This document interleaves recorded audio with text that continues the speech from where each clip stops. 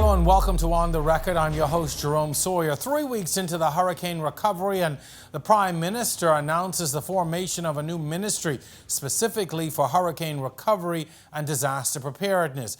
It was touted as a means of removing the red tape and bureaucracy that can slow down progress.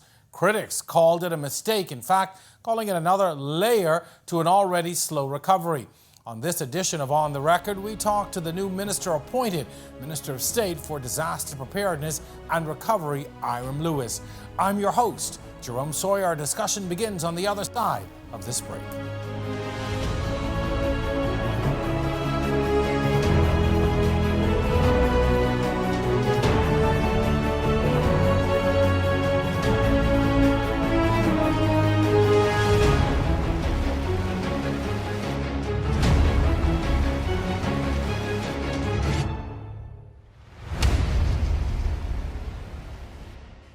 An advertising solution all in one place. Get reliable internet, free domestic call, and a live corporate package, and free TV ad placement, all starting with packages as low as $164 a month. You can save over $3,000 a year.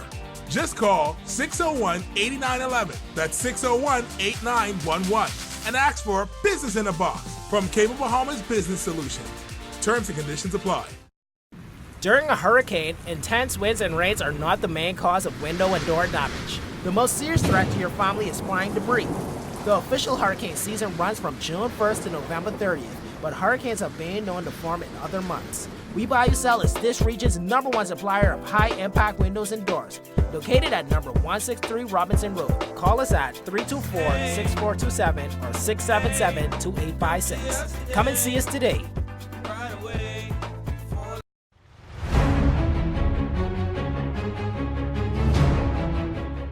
And welcome to our show. It's now about 5 weeks since the new Ministry of Disaster Preparedness and Recovery and Reconstruction was formed.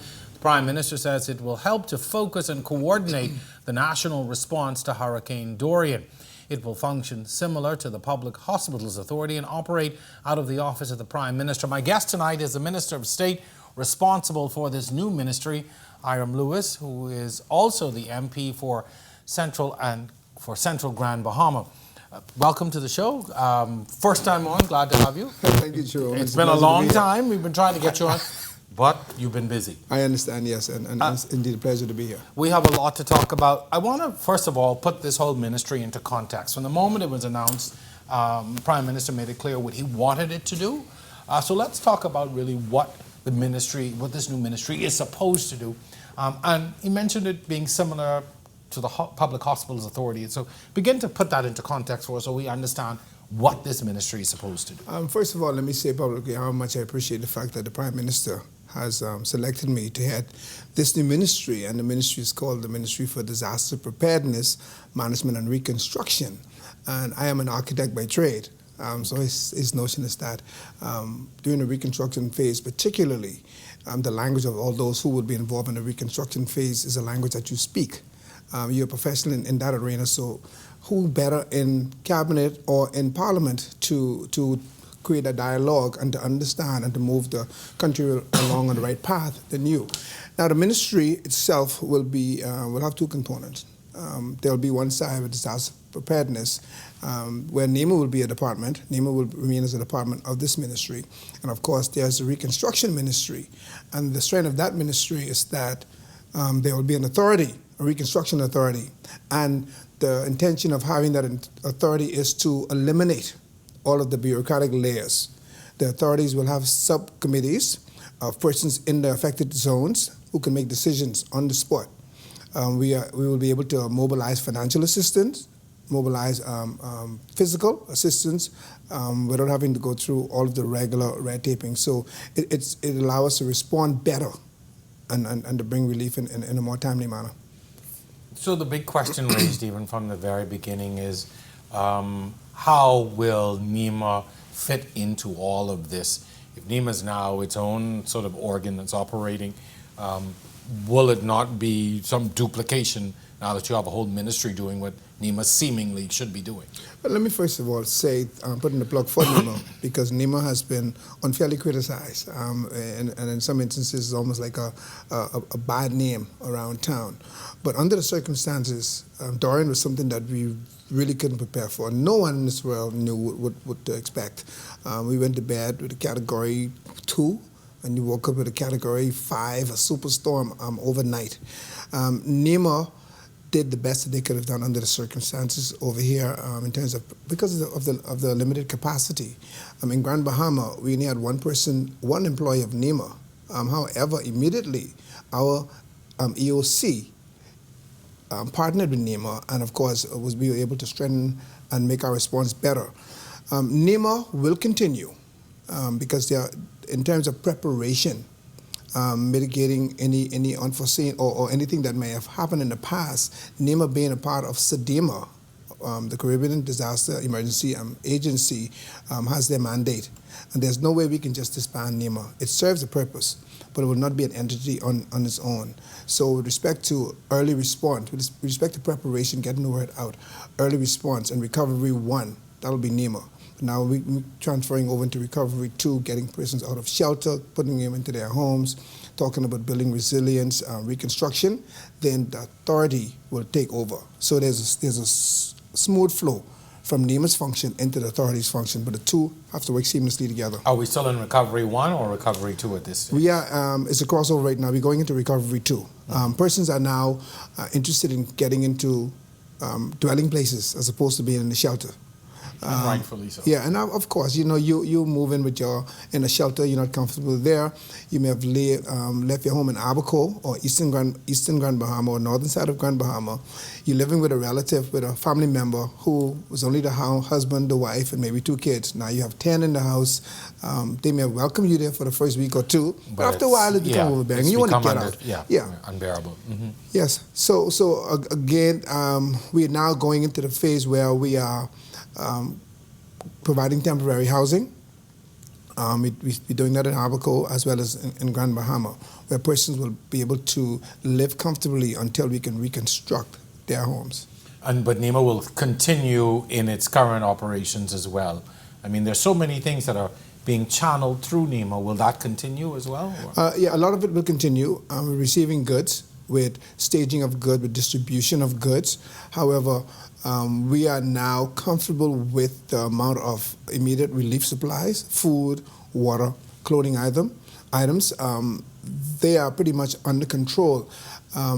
However, we are now seeking construction material. Which is quite interesting because I wondered when were we going to start asking for construction materials, which is so very important. And I'm thinking, we're about 6 weeks out. Like, why, or 8 weeks out, why are we just asking for those materials now?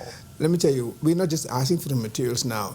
The response from our international partners, from our foreign NGOs, and our local supporters has been overwhelming. We have containers upon containers that arrive in Grand Bahama, arrive in Nassau, as well as in Abaco. But bear in mind the fact that our airports and our seaports were damaged. So again, the limited capacity that we had pre-Dorian is now even worse because, for instance, Marsh Harbor, the major seaport, was severely damaged. In Grand Bahama, we were fortunate in that the container port and Freeport Harbor was not as severely damaged. Within days of the all clear, they were back up in full operation. Marsh Harbor itself didn't have the capacity to even receive all of the goods that was being sent. We are now to the point where the harbor is cleared. We did our necessary marine salvaging because some vehicles went overboard, some containers went overboard, some parts of buildings was overboard, vegetated debris was overboard. But however, the shipping lane is now cleared. There are certain ISPS standards that we had to meet with respect to separating international goods from foreign goods. Entrance. So goods coming in from Nassau or from any other island, from Eleuthera, would go into one section. Goods coming from abroad on tropical or sea and that's for safety issues? Or yes, and then we now at the point where ISPS standards have been met. The perimeter fencing is up, but again, we have to now there are 2 buildings on the port of Marsh Harbor. I'm speaking about Marsh Harbor right now. 2 storage building as well as an administration building. They did the necessary due diligence with respect to insurance procedures, and now we're to the point where we can demolish those buildings. Additionally, what the World Feeding Network was also on the harbor. I saw them and the myself purpose when of I them was coming, there. of course, to provide hot meals. But now, that is in contravention of ISPS standards. So now we now have to shift them off the harbor. The Defense Force bases there providing security. The police forces there providing security. So now we up and fully running. So we can now receive goods as well as materials. So my other question has to do with funding. This is a new ministry that was not accounted for in the annual budget. Yourself, other staff members have to be paid. Things have to be, you laugh, it's true, people have to be paid. You're absolutely right. Things, the ministry needs money to operate. Absolutely. So, where is the funding coming from? Where is it being diverted from to be able to fund this ministry? But finally, thankfully, we now have a permanent secretary in place, Mr. Carl Smith, who retired on Friday and thought that he was going to go and ride off into the sunset. But Monday, he was called back into work. He's the one who did the framework for NEMA initially, so he understands disaster preparedness and management. He's the one responsible for creating our budget. In the meantime, there was a facility in place. There's a credit line in place made available by the IDB that we got approval for to access that $100 million credit line. So again, that's fund that's being drawn down now for NEMA to operate, as well as once the authority is formed, part of that money will be transferred over to the authority to operate until we can get our budget in place. So we borrowed some money to fund these things. We call it a credit line initially. Okay, it's a credit line, but at some point you've got to pay it back. Absolutely. Okay, Absolutely. But I do also want to talk too about funding, because there's been a huge amount of money that's been pledged, and I just had this discussion. There's been a lot of money pledged. But when people look at what I think NEMA would have just put out recently in terms of money collected, dispersed, etc., there's a bit of disparity. Absolutely. So if we could explain how it is that all this money has been pledged, but yet only this amount has been received and spent. That happens all the time.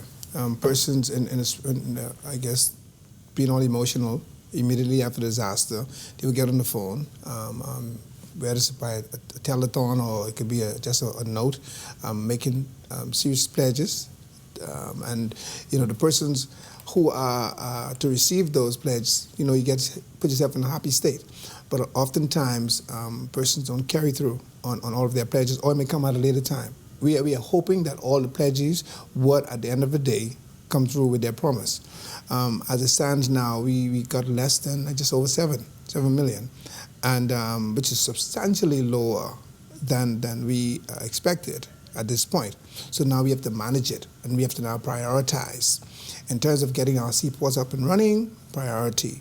In terms of getting temporary housing up and running, priority. So again, we're looking at areas where we can prioritize until we can receive, like you said, our own budget and more of the funding that was pledged. Are we actively seeking those pledges? That's a question. Absolutely. All these celebrities and all these people who pledge this money, anyone calling them? Yeah, follow-ups are being had, and we have received, I guess, proposals from many foreign entities with a view of raising funds for us. But again, you have to be careful. We don't want to just jump in bed with anybody. We want to make sure that we do due diligence. We do not want to get into another fire festival situation where persons. So true. Yeah. So we have to be careful who we get in bed with. Not everyone who would come to your knock on your door, say, I come as a volunteer, I come to help out, necessarily will be helping, because you do have storm chasers.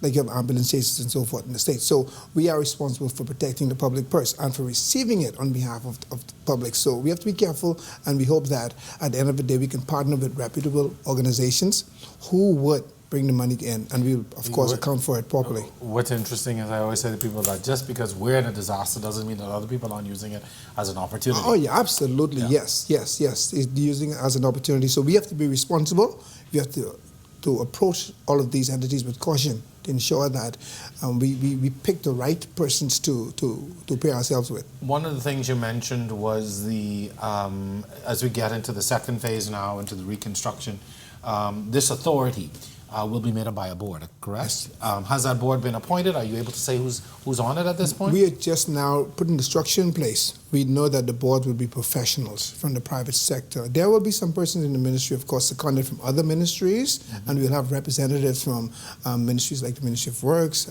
Ministry of Health, who would be the liaison between those ministries and the authority.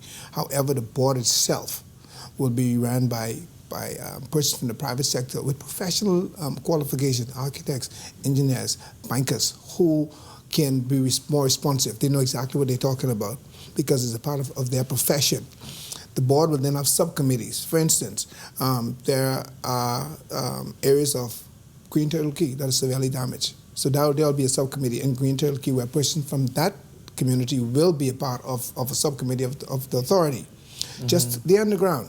They know exactly, it's part of them being a part of the local government. You know exactly what the needs are and how best to address those needs. So we'll allow those persons to be a part of the subcommittees of the board. Will the board, much like the ministry, be responsible for the actual disbursement of funds? Because a lot of times a board will make a decision, but if you don't have access to the funding, then, I don't know how effective that is. That is the beauty of this all. Yeah, the board will have direct access to funding. Of course, we will be accountable. We will have our regular audit report release, but the board will have access to funding. We can write checks almost immediately to get things going. And that is the genius behind having this authority as a part of the ministry. And we've studied the Hospitals Authority, we have studied the Tourism Board, National Insurance, and we're trying to pick the best components from each of those to make us more effective. So yes, being able to make decisions or make a decision is one thing, but having access to cash, like you rightly said, is another problem. So we are being placed in a position where we can make a decision and we can cut a check to get things going. How are you looking at avoiding duplication? Right now you have NEMA. You've got the various ministries, Ministry of Work, Social Services, etc., who are all doing things necessary. And now you're looking at wrapping these activities into a ministry. How have you given consideration to how you're going to avoid duplication? So I don't have to go to your ministry to do one thing, and then social services have me doing something else. I mean, how do we avoid that so that you don't frustrate the process? Because the criticism from the very beginning has been, this is going to be another layer of bureaucracy. So how do you avoid that duplication? And, sometimes what starts out for good, as we know, can end in disaster. If it's not properly managed, yes. And unfortunately, sometimes when you have duplication, you end up with omissions. So persons end up getting left out completely. The reason why, as I indicated earlier, persons from the various ministries will be directly liaising with their ministry. We will have our plan release. We have our timeline set out. The plans will be released to all of the relative ministries. So we'll have our own project coordination unit where all of the various entities, the related industries will be notified. They will know exactly what we are doing. There will be ongoing capital works that wouldn't have nothing to do with disaster reconstruction. That would carry on with the Ministry of Works. However, if the Ministry of Works, as is the case, started certain projects with respect to cleanup, it now comes under the ambit of the authority once it's in place. But the same persons who was managing those areas will also be connected with us so that we can know how to continue on without making a mess of what was already started. And so we're trying to keep all of those ongoing projects, all those entities under wrap. We're keeping an eye on what they're doing so that once the authority kicks in, it won't be foreign to us. So Ministry of the Environment, very active. Ministry of Transport, very active. And then the way our government is structured, our system is structured, there are some gray areas because if there's a oil spill on the land, it's environment. But if that oil flows into the sea, it now becomes transport. Yes. So again, under the new ministry, we'll be able to now coordinate better. Yeah, and that's the way it is.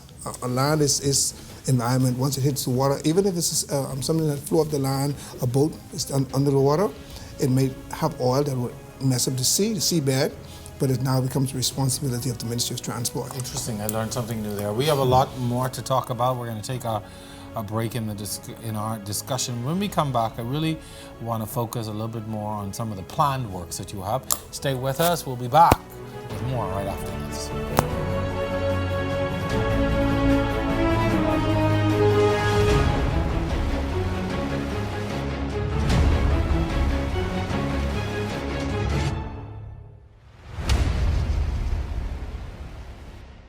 Welcome to On the Record. Looking for more On the Record? If you miss our Thursday showing at 8 p.m., join us for the re-airing on Friday mornings at 10, and then again each Sunday night at 8:30. Or go to our YouTube channel and catch up on all of our past episodes. And then like our Facebook and Instagram pages for a preview of upcoming shows and get a chance to ask your questions. Just look for On the Record.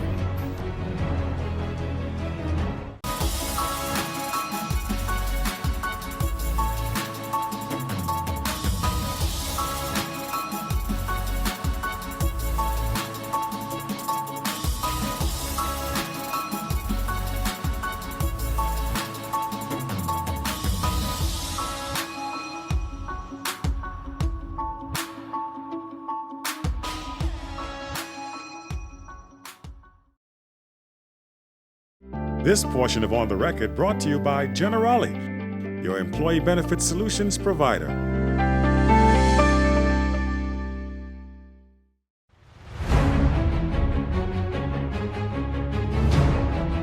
Disastrous hurricanes appear to be becoming the new norm in the region. In fact, the Bahamas was declared ground zero for a climate crisis after the passage of this huge storm.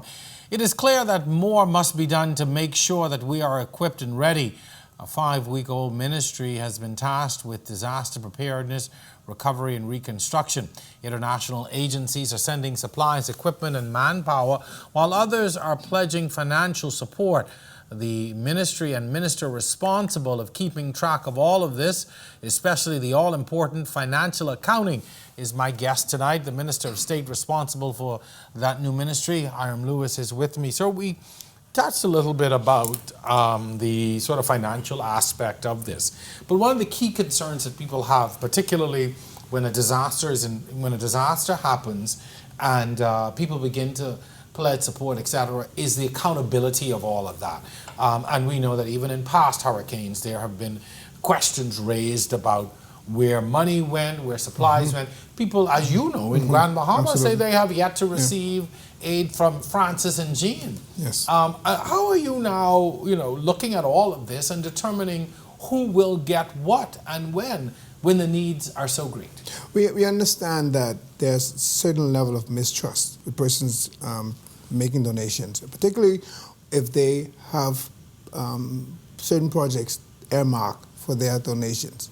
But when you give it to a government, it goes into the consolidated funds and it becomes lost in the system. When you hear consolidated fund, that's a very scary term sometimes. So again, the genius of this whole thing is, and I must commend the Most Right Honorable Dr. Minister again for the injection of the authority.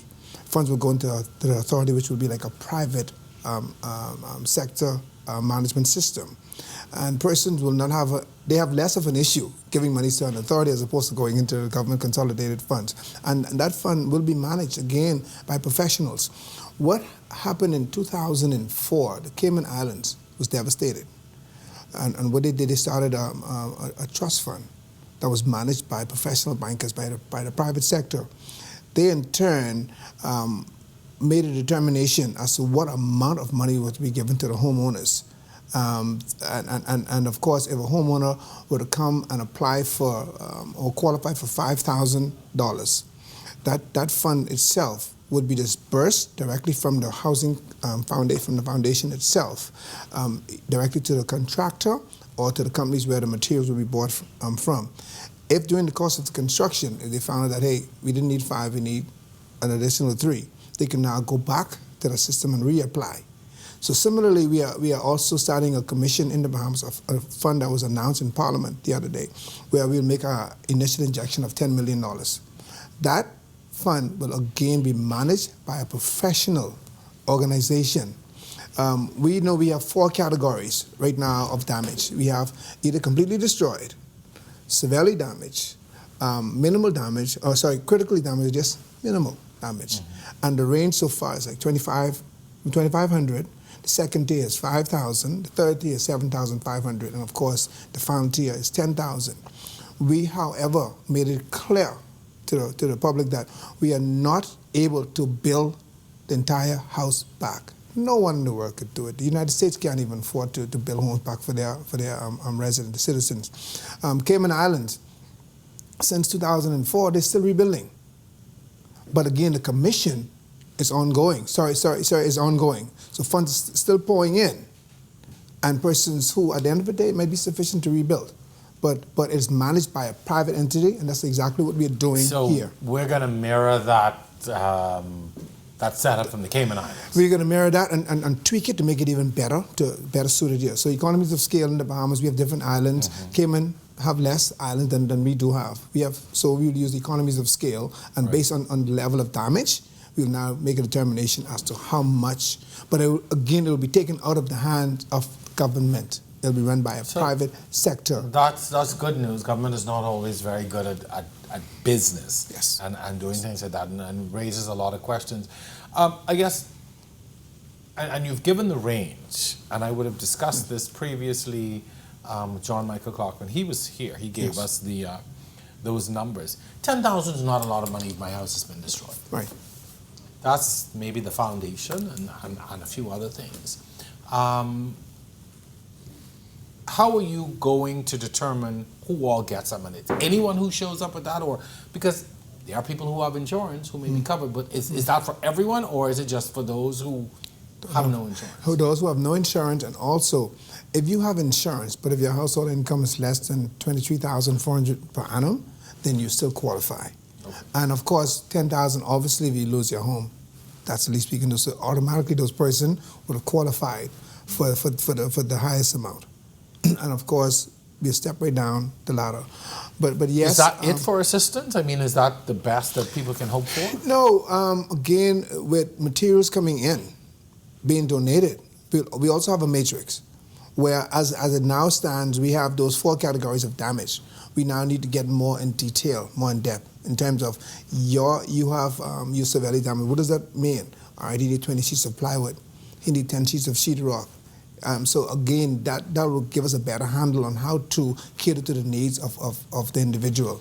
And if the materials comes in and we have the funds built up, we will give the materials in addition to the financial assistance. So you could look for some materials as well as some funding.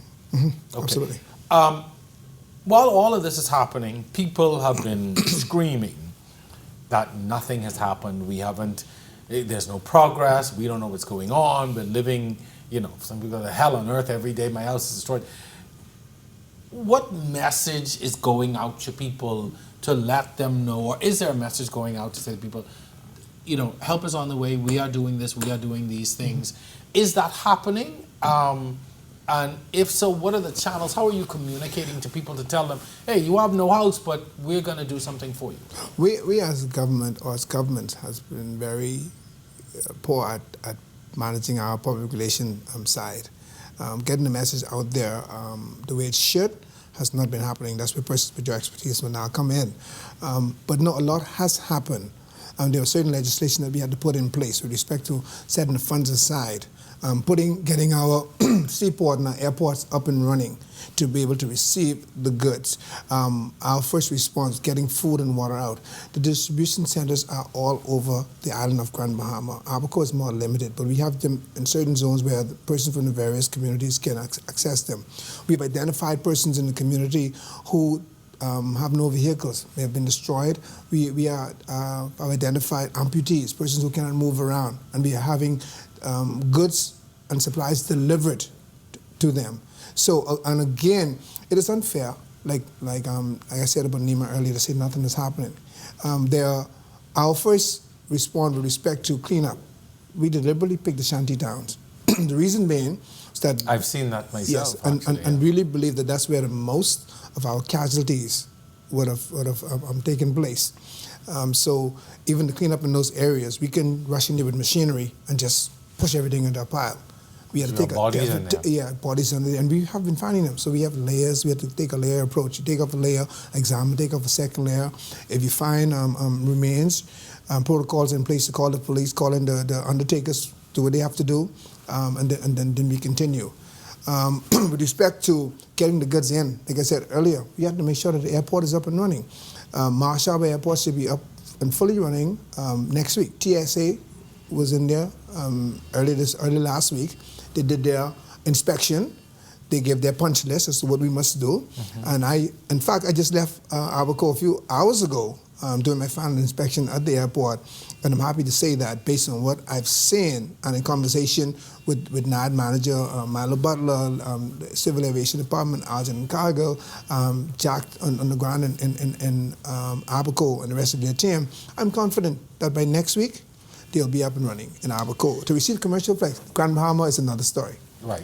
We'll come back to that in a bit. But something you mentioned, which continues to cause a lot of people a lot of anxiety, and that is the recovery and identification of these dead bodies. People are still anxious over the fact that we're still in the mid-60s, and there are reports of all kinds of numbers, and people are simply still anxious and asking, why is the death toll still only at this number when information and reports indicate that it could be so much higher? See, but a person reported missing as opposed to cadavers that we find, there's a disparity. And of course, initially the numbers of missing persons or those presumed dead was much higher. And the reason why it was so high was because I am from a household of 11. My wife reported me as missing. My brother goes to the police station and report his brother as missing. My mother goes to the police station and report her son as missing. A lot of duplication. A lot of duplication. And once we start cross-referencing, we realized that, hey, this one person, Jerome Sawyer, has been reported 6 different places. So instead of being 6 Jerome Sawyers missing, there's only 1. So now and it could be that I wasn't even missing. Yeah, exactly. Yeah. And I always told a story of what happened in McLeanstown. Unfortunately, the family that I was very close to, I lost some family members. A family that I was very close to, the husband, the wife, and all the kids were swept out to sea. And they were all reported as missing. Husband and the kids, of course, they're still missing, but the wife went all the way almost to Sweeting Ski, and a wave brought her back into Rocky Creek, and they found her alive.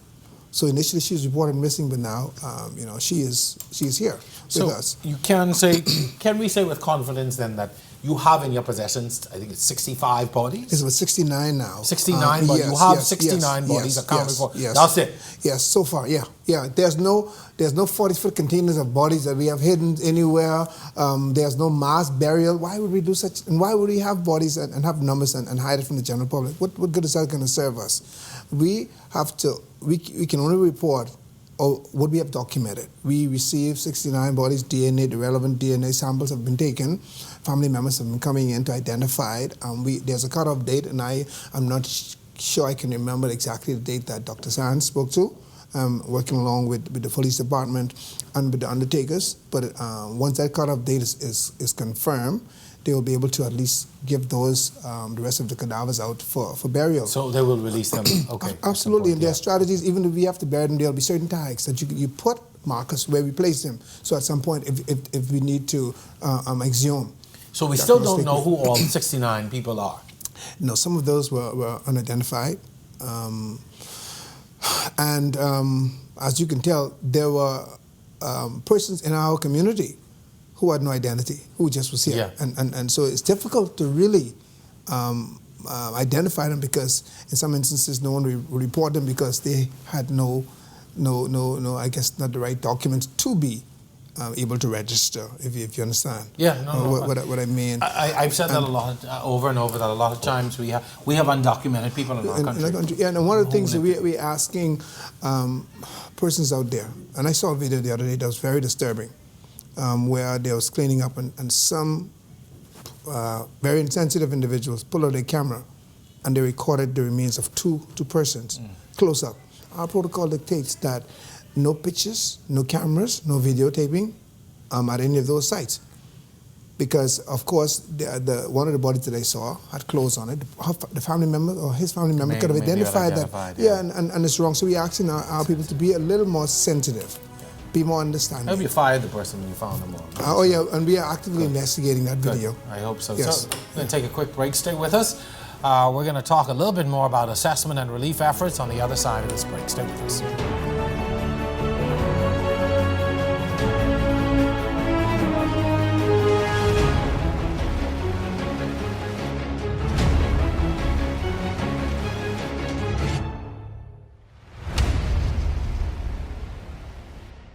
Incutus is a shared workspace company that provides services for professionals, freelancers, anybody that's in need of a turnkey solution for a private office space, a conference room rental, or part-time office space service. One of our main services that we provide to our members is high-speed internet access. There can be up to about 50 members within our space utilizing the internet and the Rev Voice services. And Rev has done an excellent job of dedicated, reliable, high-speed internet service.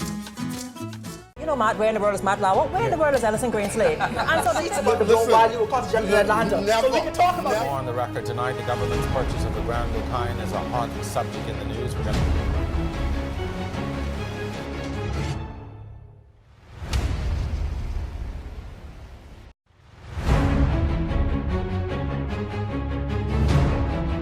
Welcome back to On the Record. My guest is the Minister of Disaster Preparedness, Management and Reconstruction. This ministry has the enormous task of redesigning and rebuilding both Abaco and Grand Bahama, seemingly without any interference or government-obstructed bureaucracy. The Minister of State, Iram Lewis, is here. Where are we with sort of fully assessing what needs to be done to rebuild? And I want to talk first about Abaco, because I always talk about Abaco and Grand Bahama being decidedly different. You've got, in the Abaco scenario, a city, the capital is all but destroyed. Grand Bahama has Freeport, which is up and running.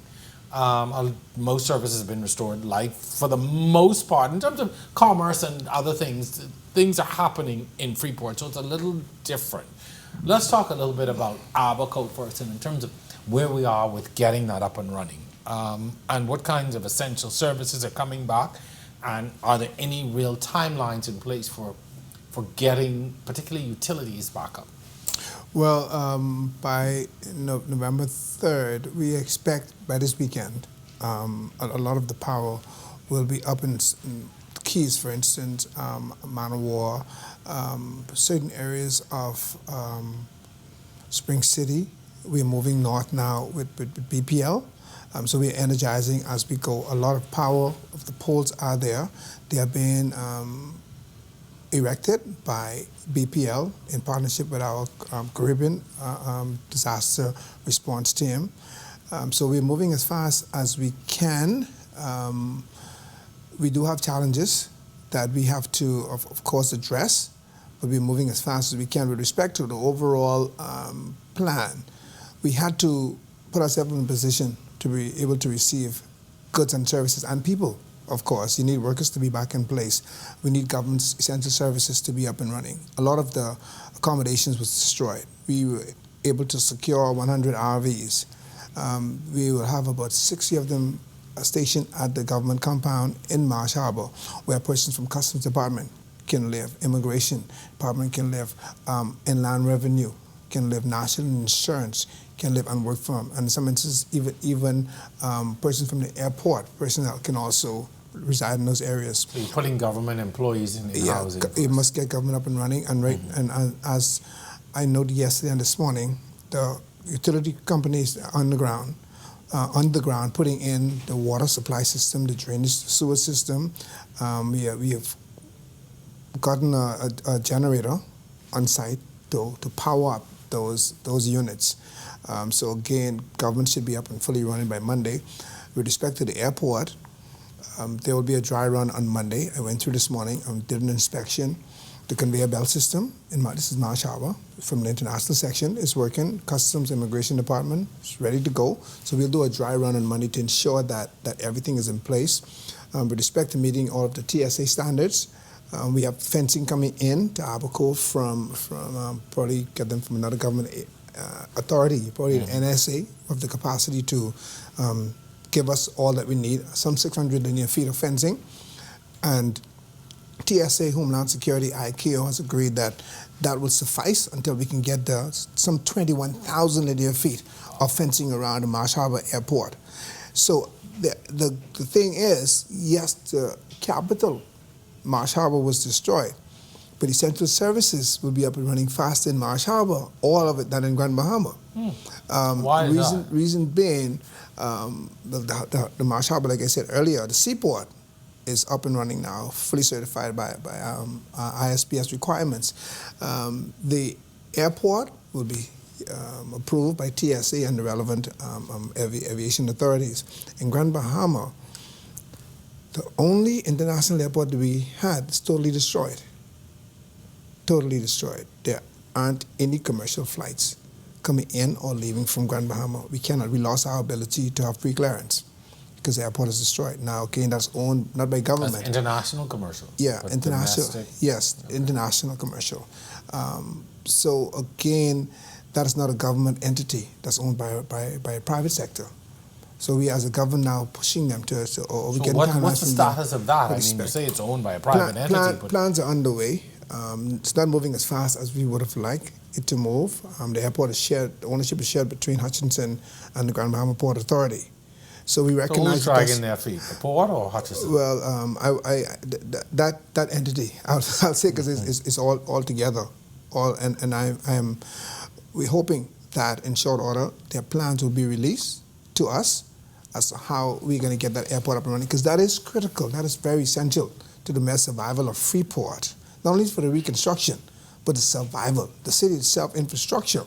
And the I have to losing the ask, airport is crazy. I have to ask, are they moving with a sense of urgency? Do they, I mean, what and how much input has government had in that discussion? I mean, I know it's a private entity, but there's so much hinging on that. They are moving. I guess they're probably planning it properly, so that once it's up and running, it will be well done. They don't want to put a Band-Aid on it, I suppose, because I must say that they stepped in. They allow us use of the harbor. No harbor fees was charged. I remember Hutchinson giving us a check of $500,000 to go towards the repairs of the school. So they're doing all that they can. But again, there must be careful movement between Hutchinson Port Authority and also meeting the federal aviation and TSA requirements. Again, we were one of those few countries or few islands where we have pre-clearance. The Americans will not send their team in there unless they have adequate accommodation, they have a secure environment to work in. So again, you have to handle it very So tenderly. even though we may get commercial flights, there's no guarantee you're going to get pre-clearance right away. Until all the facilities are in place. Understood. Yeah. Understood. Also, along those same lines, will that encompass, we talked about the rebuilding of the airport to house international commercial, but will they be rebuilding the domestic side as well, or does that fall to government? Absolutely. But the domestic side, mainly Bahamas Air, we also analyzed, we did an assessment of that building. And if you were to, and I'm sure you did go, see the level of water out there, we even have to rethink if it makes sense putting it back there.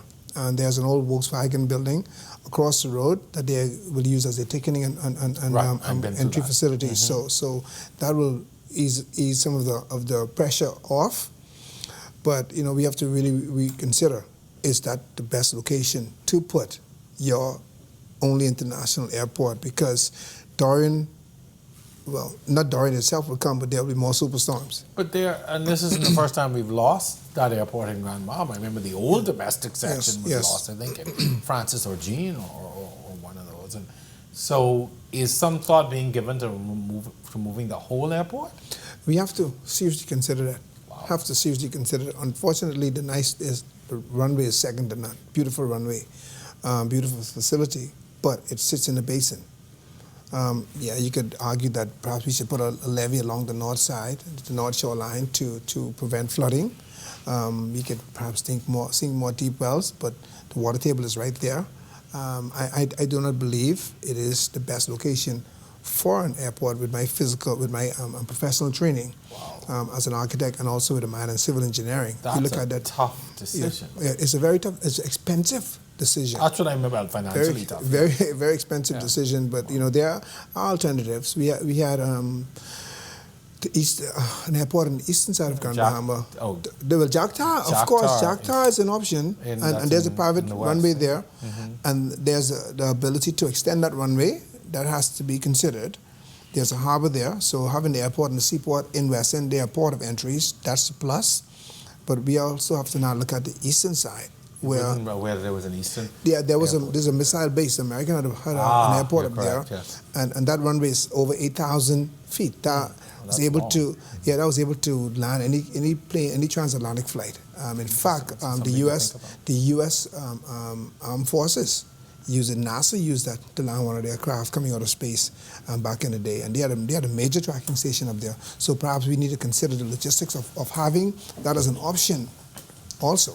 Yeah, interesting. The storm has really unearthed a lot of things. I mean, even right down to the UB campus now is the North Campus is looking at relocating because of how much damage they sustained.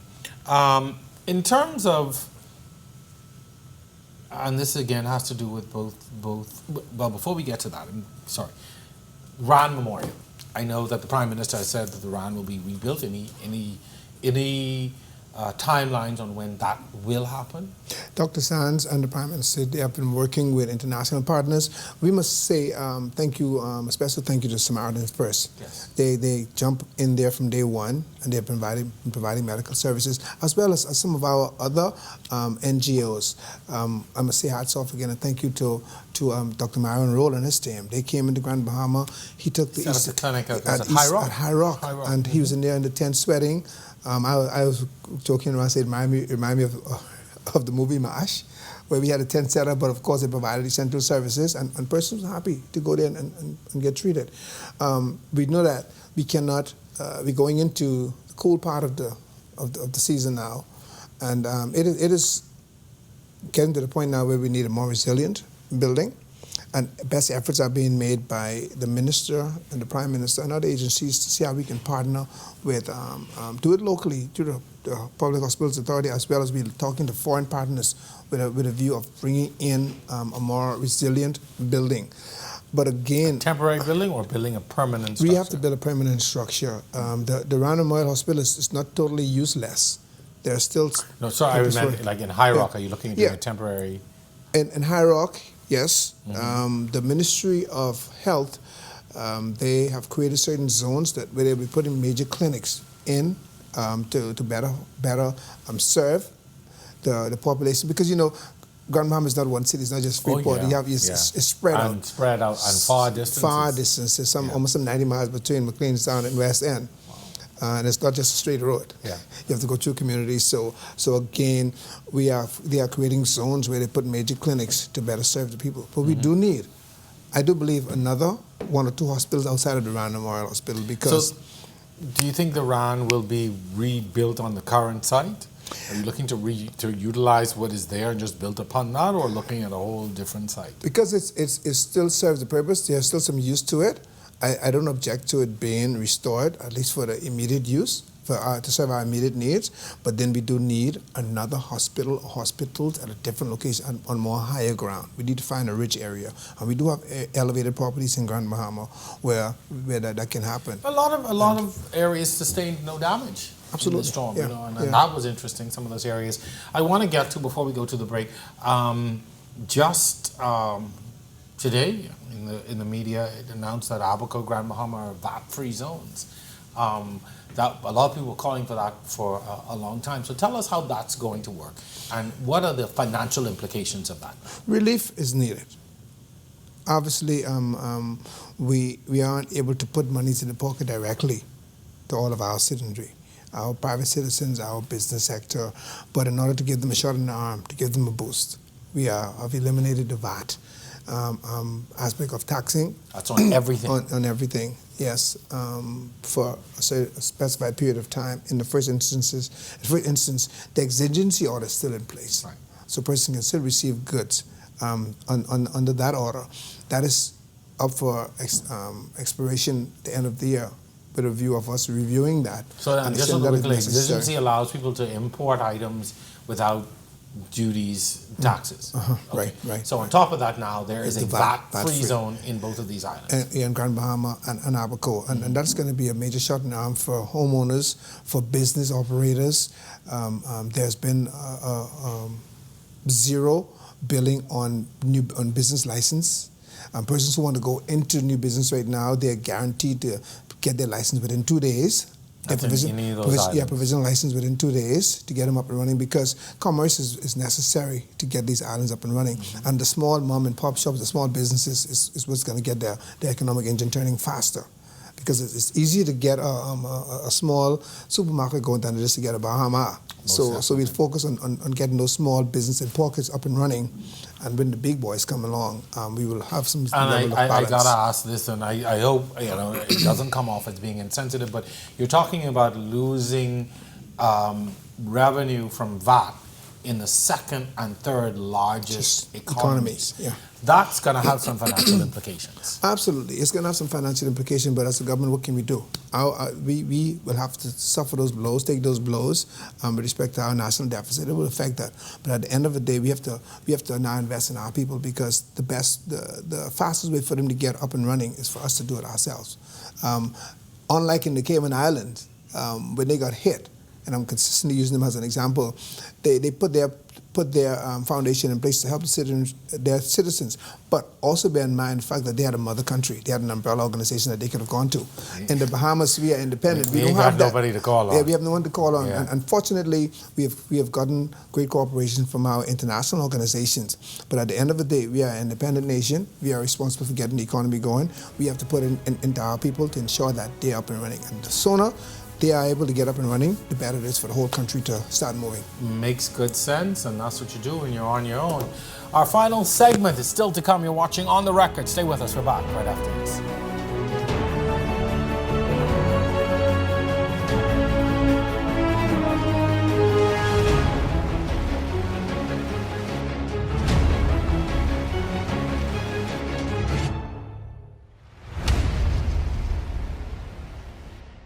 Hello and welcome to On the Record, a debate-style television talk show where Bahamians will find the balanced, true, and open debate they've been looking for.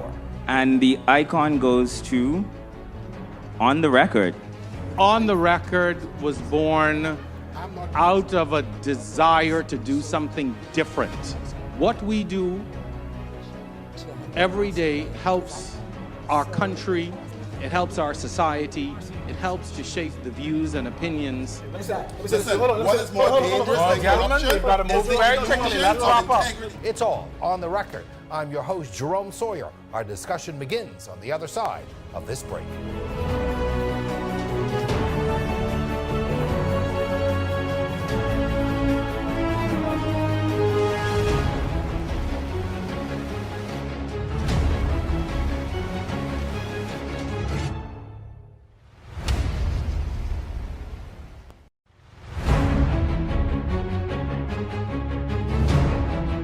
This is our final segment here on the record. My guest is the Minister of State for the Ministry of Disaster Preparedness, Management and Reconstruction, as well as the Member of Parliament for Central Grand Bahama, Iram Lewis.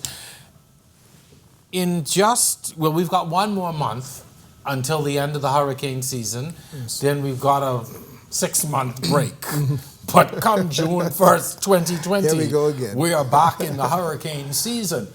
And of course, this is a disaster preparedness and management. So your ministry is not only seemingly concerned with just hurricanes, but all disasters.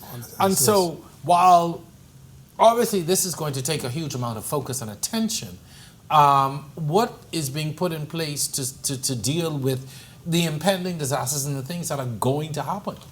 Well, we will be partnering with all of the local communities. If there's a local government entity set up in Auckland or Crooked Island, we are going to be in touch with them to ensure that preparation is made or we take mitigating actions to minimize any disaster. And I know we're thinking about disaster preparedness in terms of the hurricane, but Dorian, we could have any form of disasters, or not necessarily natural. So again, having this ministry, we'll be able to now shift focus. If it's a fire, we have a fire department, we have the Ministry of National Security that we can now pull in and will be more part of our ministry. We, as fate would have it, one of the things that I remember saying during my first presentation in Parliament was that in this country, oftentimes we have fire drills in these mass assembly buildings. How often do you have a fire? God forbid we do have it, we will be prepared. We have air crash drills, always at the airport where it's unlikely to happen. And crashes can happen anywhere. Anywhere, we do it at the airport. But the point is, we have these simulated drills. And I said that I would petition my government to take 2 weeks in April every year prior to the hurricane season to go through some natural drills, do some dry runs, to ensure that we are ready for hurricanes. And as it stands now, that is what we will be doing. And also, so April, we can see that. Yes, and also bear in mind that there are other natural disasters. We always have the forest fires. We had one or two boating accidents, which boils down to disaster. So again, we have to now partner with all of the relevant agencies wherever disaster can take place. It could be something to do with health, pandemic, but again, we need to now be on top of it.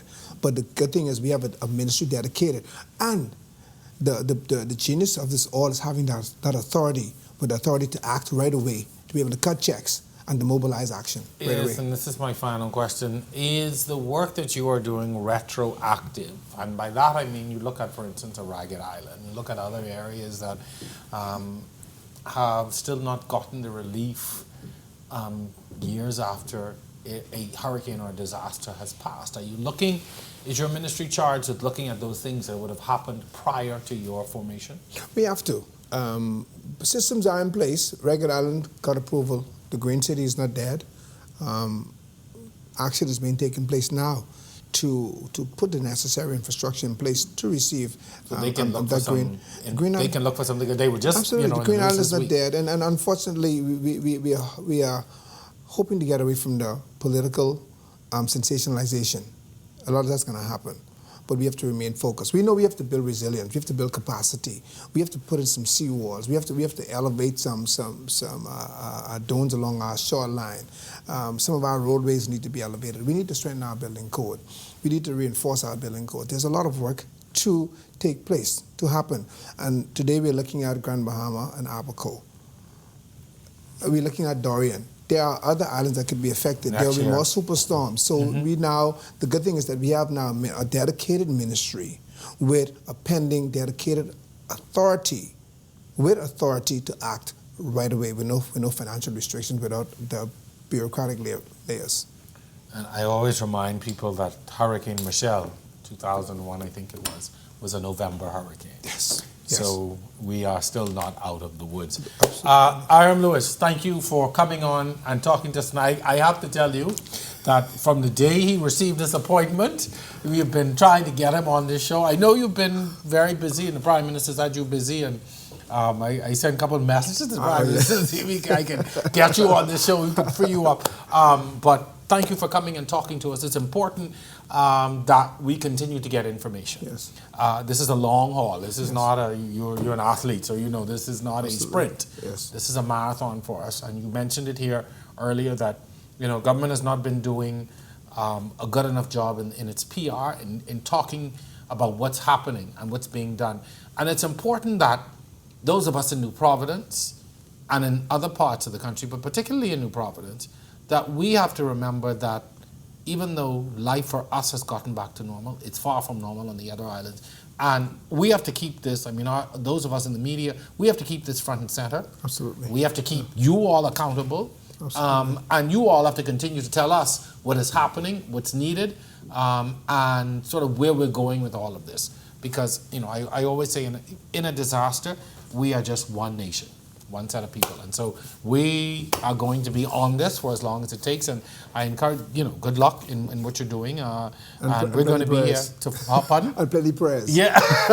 We're going to be here to follow it for as long as it takes. And to remind you that, the people of Abaco and Grand Bahama and the surrounding keys continue to need, your help and our help and even the continued help of the world. Yeah, it's an ongoing partnership, and we all have a role to play. And I must say thank you very much to the Prime Minister, who's been working, on a crazy schedule yesterday. We had 2 town meetings in Abaco, came out the night. Tomorrow morning we'll be back in Abaco for another set of town meetings and to just appraise the locals, what our plans are. Just give them a sense of comfort that they know that we are aware, we are in this together. My colleagues, Darren Enfield and James in the north, they're on the ground, they're sweating, trying to do their best. My colleagues in Grand Bahama, Pakisha, Pintard, our Deputy Prime Minister, Crazy Thompson, Markapan, we're all on the ground doing our best to ensure that our citizens are taken care of. NEMA on the ground, headed by Kay Smith and her team. They're doing a wonderful job, and I look at what's going on in Nassau. Work is ongoing. Jack Thompson and Abaco and his team. We are doing our best, but we just want everyone to remain positive. Work with us. And in that manner, we'll be able to get back the sense of normalcy much faster. Definitely.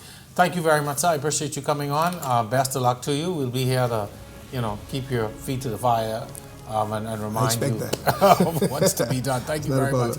Again, that's going to do it for this edition of On the Record. Special thanks to my guest, Iram Lewis, my production and technical staff, as well as to you, our audience, for tuning in week after week. So thank you so much. We'll see you next time right here on The Record.